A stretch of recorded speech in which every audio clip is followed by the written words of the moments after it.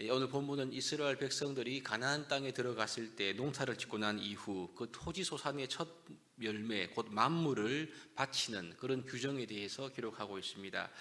이스라엘 백성들은 가나안 땅에 들어간 이후에 반드시 토지 소산의 만물을 하나님께 바쳐야만 했습니다. 사실 이 첫 열매를 드리는 것은 출애굽과 매우 깊은 연관이 있습니다. 이스라엘 백성들이 애굽을 빠져나오게 되었을 때 마지막 재앙이 무엇이었습니까? 아시는 대로 장자가 죽는 재앙이었죠. 그때 이스라엘 백성들은 모세의 명령을 따라 유월절 어린 양의 피를 문설주와 좌우 임방에 발랐습니다. 그 밤에 여호와의 사자가 애굽 가운데 지나가게 되었을 때 애굽의 모든 장자들은 왕자로부터 해서 짐승의 첫 새끼까지 다 죽게 되었습니다. 하지만 이스라엘 백성들의 장자는 유월절 어린 양의 피 때문에 죽지 않고 그 재앙이 지나가게 되었습니다. 그 이후 하나님은 출애굽기 13장에 가서 이스라엘 백성들에게 초태생의 규례를 주시는데요. 이것은 짐승의 처음 태어난 경우 이제 첫 새끼지요. 그것은 다 하나님의 것으로 드려야 한다는 규정이었습니다. 그 이유는 이 출애굽의 배경에서 첫 새끼는 하나님의 것이기 때문에 그런 것이죠. 특별히 나귀처럼 노동에 유익한 그런 짐승일 경우에는 첫 새끼가 태어나면 어린 양으로 반드시 속죄해야만 그것을 쓸 수가 있었습니다. 속죄하지 않으면 그 목을 꺾어라 그렇게 말씀을 하고 있지요. 그러면서 처음 난 모든 자는 다 하나님의 것이다. 대속해야 된다. 이것이 초태생의 규례입니다. 그러므로 이 규례의 목적이 무엇이냐면 출애굽의 은혜, 장자의 재앙으로부터 이스라엘을 지키시고 보호하셨던 그 출애굽의 은혜를 이스라엘 백성들이 항상 기억하게 하기 위한 목적으로 주신 규례이죠. 오늘 본문에 이 토지소산의 만물, 첫 열매를 드리는 것도 이것과 똑같은 원리로 우리에게 말씀하고 있는 부분입니다. 토지소산의 만물은 오늘 2절에 보시면 광주리에 담아서 여호와께서 그 이름을 두시려고 택하신 곳, 곧 하나님의 성소가 있는 곳이지요. 그곳으로 그 만물을 가지고 가서 제사장에게 나아가라 그렇게 명령하고 있습니다. 이와 동일한 법이 레위기 23장에 기록되어 있는데요. 이 토지소산의 첫 소출을 드리는 규례를 기록하고 있습니다. 레위기에도 보시면 이스라엘 백성들이 가나안 땅에 들어가서 농사해서 곡물을 거둘 때 똑같이 첫 이삭을 제사장에게 가져갈 것을 말씀하고 있습니다. 그럼 제사장은 안식일 그 이튿날에 그것을 흔들어서 요제로 삼고 그 다음 날에 흠없는 순양으로 번제와 함께 고운 가루로 소제 그리고 전제를 붓고 난 다음에 이것을 이렇게 하라고 상세한 규례가 기록되어 있습니다. 그러므로 레위기에 있는 말씀은 이 첫 소산에 대한 제사장의 입장에서 드려야 할 규례라고 한다면 오늘 본문은 똑같지만 좀 다르지요. 오늘 본문의 말씀은 이 토지소산의 만물을 제사장이 가지고 난 다음에 그 만물을 가지고 하나님께 제사하는 곧 예배하는 이제 사람의 역할이 강조되어 있는 그러한 내용인 것입니다. 그러므로 오늘 본문의 말씀은 지금 모압 평지에서 모세의 설교, 즉 신명기 말씀을 듣고 있는 이스라엘 그 다음 세대인 출애굽 2세대에게 맞추어져 있는 그러한 말씀인 거죠. 가나안 땅에 들어가서 토지소산의 만물을 바치는 사람, 곧 예배자들은 하나님 앞에 두 가지 선언을 하라 그렇게 말씀합니다. 첫 번째는 3절에 기록되어 있지요. 3절입니다. 그때에 제사장에게 나아가 그에게 이르기를 내가 오늘 당신의 하나님 여호와께 아뢰나이다. 내가 여호와께서 우리에게 주시겠다고 우리 조상들에게 맹세하신 땅에 이르렀나이다 할 것이요. 즉 제사장에게 나아간다는 말은요, 곧 하나님 앞에 나아간다는 그런 의미가 여기에 들어있는 것입니다. 그 내용이 뭐냐면 내가 곧 예배 드리는 그 사람이 하나님께서 주시겠다고 약속하신 그 땅에 내가 여기에 있습니다. 이 선포인 거죠. 지금 토지소산의 만물을 하나님께 드리며 예배하는 그 사람, 즉 내가 약속의 땅에 있습니다. 이러한 고백이라는 말입니다. 이 말이 뭐냐면 지금 이스라엘이 농사를 지을 수 있는 이 가나안 땅이 그들이 물론 정복해서 얻었긴 했지만 근원적으로 가나안 땅은 하나님이 우리에게 주신 은혜의 선물입니다. 이 고백을 하라는 말씀인 거죠. 두 번째는 5절부터 9절입니다. 좀 비교적 길게 기록되어 있는데요. 읽지 않겠습니다. 요약하면 이 첫 번째 이렇게 말하고 난 이후에 그 다음 두 번째인데요. 이것은 이스라엘이 지나왔던 구원의 여정에 대한 그런 말씀을 하고 있습니다.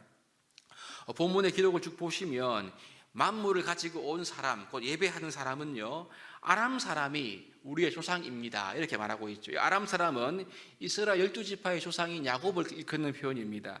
창세기 후반부에 오시면 야곱의 70가족이 7년 대기근을 피해서 요셉이 있었던 애굽으로 이주하게 되죠. 정착합니다. 그리고 마침내 하나님께서 아브라함과 이삭과 야곱에게 약속하셨던 말씀이 있지 않습니까? 너는 큰 민족이 되겠다. 그 약속이 이들이 애굽에 갔을 때 성취가 되어서 큰 민족을 이루게 되지요. 지금 그 말을 하고 있는 것입니다. 여러분, 그리고 이들이 애굽의 학대를 받다가 하나님께 부르짖었을 때에 하나님의 은혜로 출애굽하고 마침내 가나안 땅에 들어오게 되었습니다. 이 말을 하고 있는. 그래서 그 땅에서 결국 이렇게 농사하여서 그 첫 열매를 가지고 하나님께 경배하게 되었습니다. 이런 구원의 스토리를 고백하라, 선포하라, 그렇게 말하고 있는 겁니다. 그러므로 오늘 본문에서 가장 중요한 강조점은 이것인데요, 만물을 가지고 와서 하나님께 예배드리는 주체인 것입니다. 즉 이스라엘 백성, 예배자가 오늘 본문에는 강조되어 있습니다. 만물을 가지고 와서 예배드리는 행위와 더불어서 그가 고백하고 선포하는 선언이 오늘 본문에는 매우 강조되어 있는 거죠. 여러분, 이스라엘 백성들이 이 만물을 가지고 와서 하나님께서 구원의 은혜를 나에게 베풀어 주셨고 지금 이렇게 풍성한 수확을 얻은 것이 다 하나님의 은혜임을 고백하고 하나님과 영광을 돌리게 하고 그 풍성한 복을 이웃과 함께 나누라, 이 말씀을 모세가 하고 있는 거죠. 여러분, 그렇습니다. 하나님께 드려지는 예배는 기계적으로 드려지는 절차가 아닙니다. 하나님께 드려지는 예배는 형식만 잘 지키면 되는 그런 문제가 아닌 것입니다. 제사장은 만물을 받으면 정해진 율법의 절차대로 예배해야 하는 거죠. 그러나 이스라엘은 만물만 가지고 오면 끝나는 것이 아니라는 말인 거죠. 그 만물과 함께 하나님께 선언해야 하고 하나님께 드려져야 하는 고백이 그 예배 가운데 있어야 함을 말씀하고 있습니다. 그것은 바로 출애굽, 구원의 은혜인 거죠. 더 나아가 지금 우리에게 주신 이 가나안 땅, 이스라엘 백성들이 주신 가나안 땅을 주신 하나님께 모든 이 풍성한 소득과 수입을 얻은 것이 하나님의 구원의 은혜와 하나님의 은혜로 인하여서 되는 것입니다. 이것을 인정하는 고백과 자세로 예배해야 한다. 이것을 우리에게 알려주고 있는 겁니다. 여러분, 우리는 오늘 말씀을 통해서 우리의 신앙생활과 우리 예배생활을 한번 돌아보아야 하겠습니다. 우리의 예배생활은 지나치게 형식에만 치우쳐 있는 것은 아닌지 한번 돌아볼 필요가 있습니다. 하나님께 드리는 우리의 예배 가운데 이 구원의 은혜에 대한 감사와 더불어 모든 것이 은혜입니다. 이런 감사와 이런 그런 뜨거운 우리의 중심의 선언이 우리 마음속에 함께 드려지고 있는가, 이걸 돌아보아야 하는 거죠. 우리가 또한 예배 드리면서 헌금을 또 내지 않습니까? 본문도 만물인데요, 11조를 비롯해 헌금을 드립니다. 헌금을 드리면서도 우리가 이러한 고백과 감사를 담아서 드리고 있는지 돌아보아야 할 것입니다.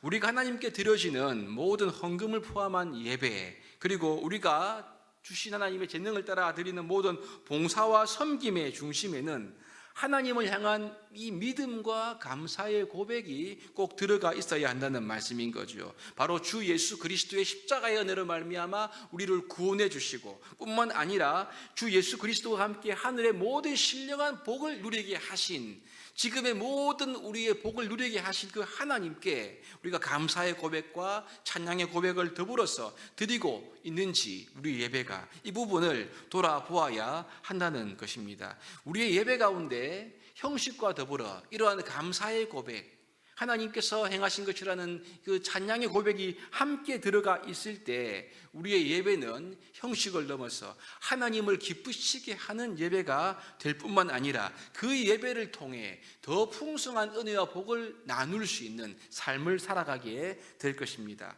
오늘 만물을 바치라는 이 규례를 통해서 예배자에게 요구하고 있는 하나님의 귀한 음성을 들으시기를 바랍니다. 구원의 은혜에 대한 감사, 모든 것이 은혜입니다. 모든 것이 감사입니다. 이 고백을 담아 하나님 앞에 예배하고 나아가며 또한 기도할 때 하나님께서 기뻐 받으시고 우리 가운데 풍성한 응답으로 함께 하실 줄로 믿습니다. 이 은혜 가운데 세워지는 우리 모두가 될 수 있기를 주님의 이름으로 축복합니다.